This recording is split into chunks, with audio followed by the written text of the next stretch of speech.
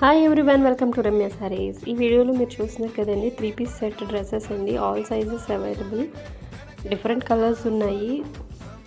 ఇందులో అయితే two different type of